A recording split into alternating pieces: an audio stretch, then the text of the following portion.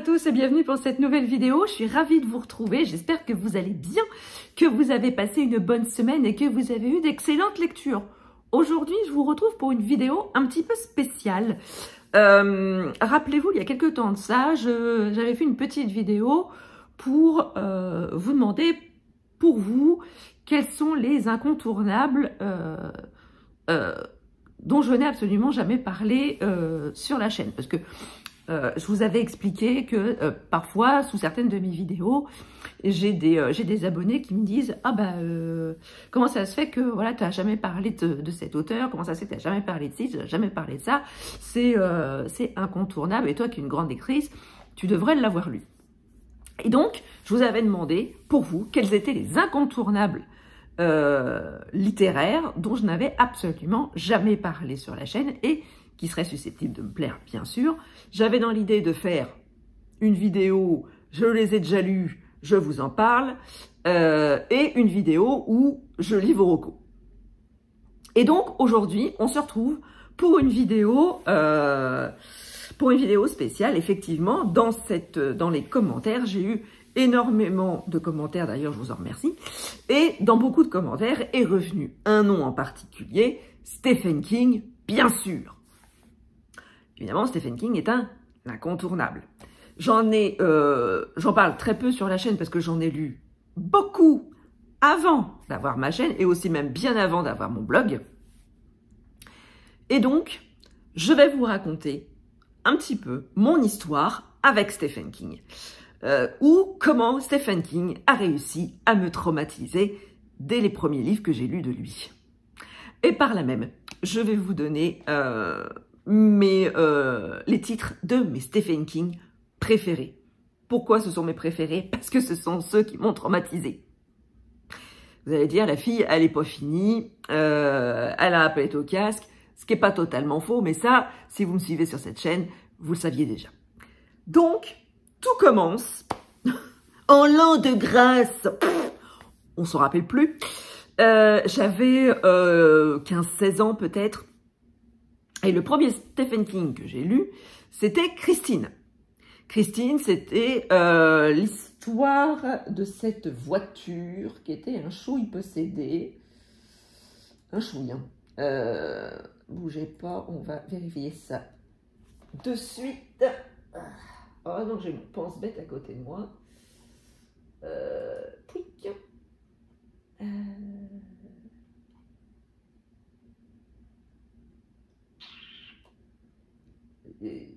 Pout, pout, pout, pout.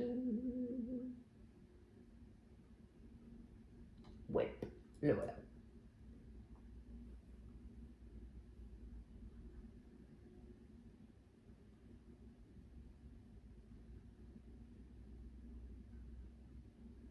Voilà, donc Christine, c'est l'histoire d'une voiture.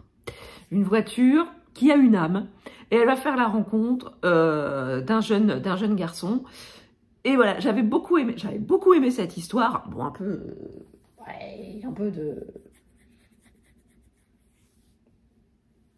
peu d'horreur là-dedans, hein, parce que très vite, Christine va prendre l'ascendant sur ce jeune garçon et il va s'en suivre pas mal d'aventures. J'avais beaucoup aimé. Je me dis, tiens, Stephen King, voilà... Voilà, il manie un petit peu l'horreur, j'avais déjà lu Dean Koontz avant, mais bon, j'avais moyennement accroché avec Dean Koontz. Il y a certains romans avec Dean Koontz où c'était pas ça, bah, enfin bref. Et donc, deuxième roman que je lis de Stephen King, et là, ça va commencer à envoyer du pâté, et c'est là que les problèmes commencent. Enfin, problème. J'ai donc lu Cujo. Ou Kuro, ou Cujo, enfin, j'ai jamais su exactement comment ça se prononçait. Enfin, moi, pour ma part, j'ai toujours dit Cujo. Voilà, puisque ça s'écrit Cujo. Donc, voilà, s'il y a des puristes qui regardent cette vidéo, merci de me dire en commentaire comment ça se prononce réellement. Bref, l'histoire de Cujo, c'est l'histoire d'un chien. L'histoire d'un chien qui va mal tourner.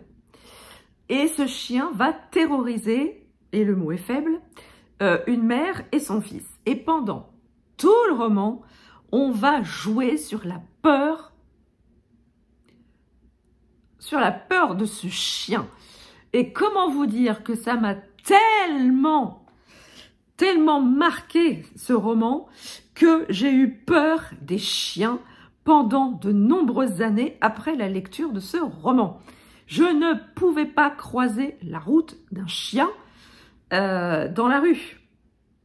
Soit je changeais de trottoir, soit je me planquais derrière ma mère, qui a somme toute le même gabarit que moi. Donc, vous pensez bien que ce n'était pas non plus une protection d'enfer contre les chiens. Et ça pouvait être des chiens de toute taille, aussi bien des bergers allemands, des golden retrievers, des bergers des Pyrénées, enfin tout ce que vous voulez, des gros chiens comme des tout petits. Hein, un chihuahua, hein, ça me faisait exactement le même effet. Je changeais de trottoir. Autant vous dire que ça m'a énormément marqué l'histoire de ce chien. Alors par contre, j'ai chialé ma race à la fin. J'ai vraiment chialé ma race à la fin. La fin est extrêmement bouleversante.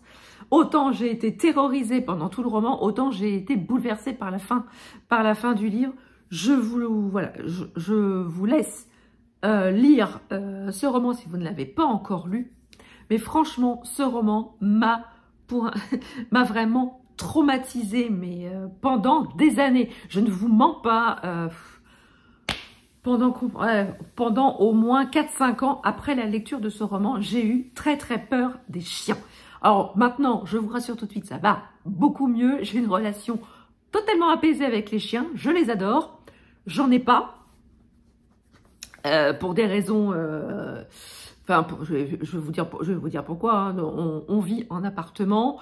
Chérie comme moi, on part très tôt le matin et on revient tard le soir. Donc... laisser un animal tout seul toute la journée, surtout en appartement, là où il ne peut pas sortir pour aller faire ses besoins dans la journée, je trouve que c'est un peu dommage. Donc c'est pour ça que je n'ai pas de chien. Par contre, je les adore. Hein. Ma famille, enfin mon beau-père en a un. Je l'aime beaucoup ce petit chien. À chaque fois qu'on y va, il se couche à mes pieds sous la table. D'abord, ça me réchauffe les pieds en hiver, hein, faut bien le dire. Voilà, j'ai des voisins qui ont des chiens, ils me font la fête à chaque fois qu'ils me voient dans l'ascenseur. Enfin bref, j'ai une relation beaucoup plus apaisée avec les chiens, ce qui n'a pas toujours été le cas après la lecture de Cujo. Merci Stephen King. Enfin, un autre roman de Stephen King qui m'a un petit peu traumatisée, il faut bien le dire, et qui me chamboule quand même encore un peu maintenant, c'est ça. C'est ça, cette histoire de clown maléfique qui sévit dans une petite bourgade des États-Unis et qui chope les gamins par les plaques d'égout. Comment vous dire que les plaques d'égout, j'évite de marcher dessus encore à l'heure actuelle, alors que ça fait plus de 20 ans que j'ai lu ça.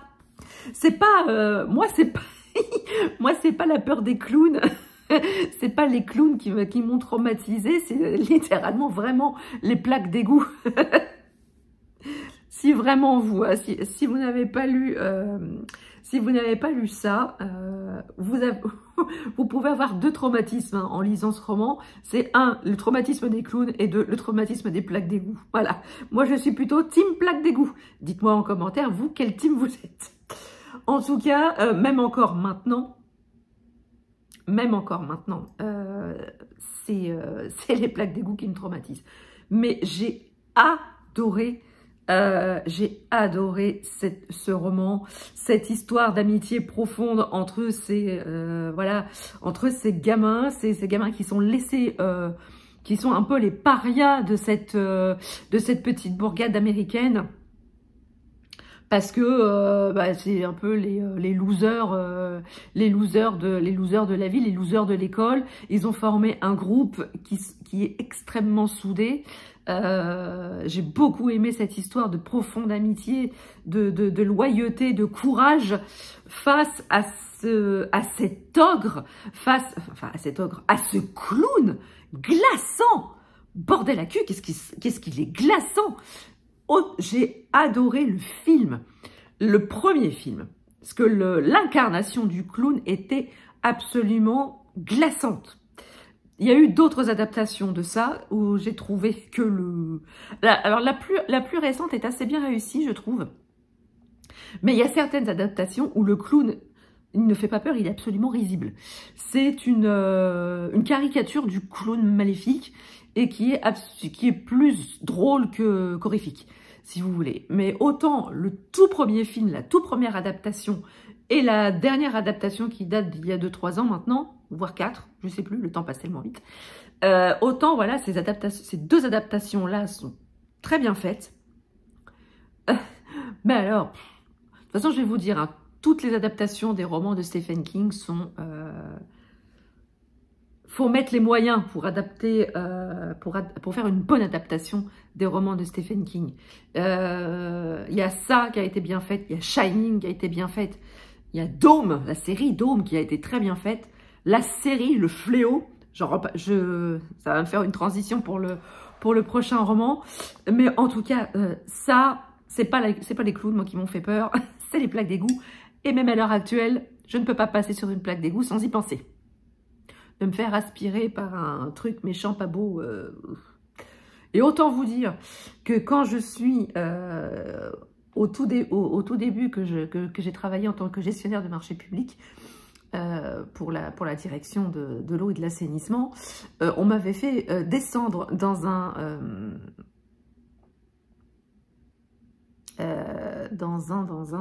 réservoir d'eau usée.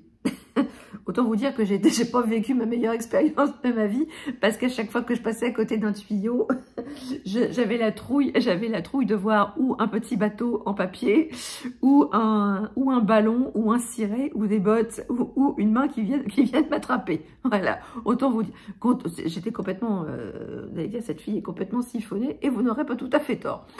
Enfin, le dernier roman qui m'a réellement marqué de Stephen King, mais vraiment, c'est Le Fléau. Le Fléau, rappelez-vous, si vous ne l'avez pas lu, il se passe une bourde dans un laboratoire américain qui lâche un virus. Un virus qui a une vitesse de propagation pire que le TGV et un taux de contagion de 99,4%. Autant vous dire que personne, absolument personne n'y échappe. Alors, au retour, avec le recul,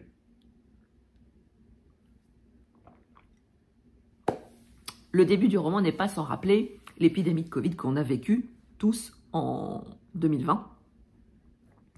Les confinements, la vitesse de propagation, la contagiosité. Voilà. Est-ce que Stephen King n'a pas été un petit peu visionnaire? Je ne sais pas. En tout cas, il y a aussi Robin Cook aussi qui joue énormément avec des contagions de masse, avec des virus extrêmement virulents. Et Stephen King, là, il avait vraiment imaginé quelque chose d'extrêmement puissant, une contagion qui touchait absolument le monde entier, chose qu'on a quand même un petit peu vécue en 2020 où pas un pays n'avait été épargné par l'épidémie de Covid. Et évidemment, comment le Covid est sorti des laboratoires, ce n'est pas un petit peu sans rappeler le tout début du roman du Fléau. Est-ce que Stephen King n'était pas un petit peu visionnaire? C'est pas faux, mais en tout cas, quand j'ai lu ce roman, ça m'avait fait froid dans le dos. J'avais adoré les personnages. Le tout début du roman est... Quand le virus se propage dans le monde entier, faisant des ravages dans toutes les populations, c'était absolument flippant. Et la deuxième partie, où comment les survivants arrivent à se fédérer et à combattre le mal ultime, franchement, j'avais vraiment beaucoup aimé. J'avais vraiment adoré cette histoire et ça reste un de mes Stephen King préférés. Un autre Stephen King que j'avais vraiment beaucoup aimé et dont je vous ai parlé en début de vidéo, c'est Dome. Dome qui avait vraiment, qui avait fait l'objet d'une série télévisée que j'avais beaucoup aimé. J'ai adoré Dome. Un jour, une petite bourgade américaine se réveille et constate qu'elle est enfermée, n'a plus de contact avec l'extérieur, et elle est enfermée dans une sorte de dôme. Et voilà, ils vont être obligés de vivre en autarcie, et un certain nombre de personnages, il y a des caractères, des traits de caractère qui vont se révéler pendant ce confinement qui n'est pas voulu. Le bien, le mal, encore une fois, j'avais adoré vraiment ce roman. Voilà, c'est mes Stephen King préférés, mes 4 Stephen King préférés, Cujo, ça, Le Fléau et Dôme. Après, j'en ai lu d'autres, hein, des Stephen King, mais j'ai pas retrouvé cette angoisse, cette peur qui te poursuit très longtemps après ta lecture. Là, les Stephen King actuels, je trouve qu'il en a perdu un petit peu dans l'horrifique, dans vraiment la peur, l'horrifique primale, la peur primale qui peut inspirer le lecteur. Ça reste quand même un auteur incontournable. J'ai pas encore tout lu les Stephen King. J'ai encore toute la saga de la Tour Sombre à lire. Je crois que j'ai lu le premier tome il y a fort longtemps, mais j'avais pas lu la suite. Donc je pense que dans un prochain été en série, je pense que je me ferai la saga de la Tour Sombre. Ou si j'arrive à me les trouver en audio, je pense que je me les passerai en audio. Je pense que ça pourrait être sympa aussi. Mais en tout cas, voilà, Stephen King, ça fait longtemps que lui et moi, on a une histoire en commun. Il m'a traumatisée, comme je vous l'ai expliqué. Mais voilà, c'est un auteur qui m'a vraiment énormément marqué dans ma jeune vie de lectrice. Hein, je vous dis, j'ai commencé à lire Stephen King, j'avais 16 ans. Et depuis lors, j'ai pas arrêté de le lire, avec plus ou moins de succès. Il y a des romans qui m'ont beaucoup moins plu. Mais en tout cas, Stephen King et moi, c'est une histoire qui date d'il y a un petit moment et elle n'est pas prête de se terminer. Voilà, cette vidéo est à présent terminée. J'espère qu'elle vous aura plu. N'hésitez pas à me dire en commentaire quelle est votre histoire avec Stephen King, si elle n'a pas encore commencé, si elle a tout juste commencé ou si elle est comme moi de longue date. Et n'hésitez pas à me dire quel roman vous a le plus marqué de Stephen King. Vous savez que j'adore discuter avec vous. Sur ce, je vais vous laisser. N'hésitez pas à mettre un pouce en l'air, à partager votre instant de visionnage, à vous abonner si ce n'est pas encore fait. Sur ce, je vous laisse. Je vous souhaite un très très bon week-end, de très très belles lectures et je vous retrouve lundi pour le prochain Qu'as-tu lu. Ciao!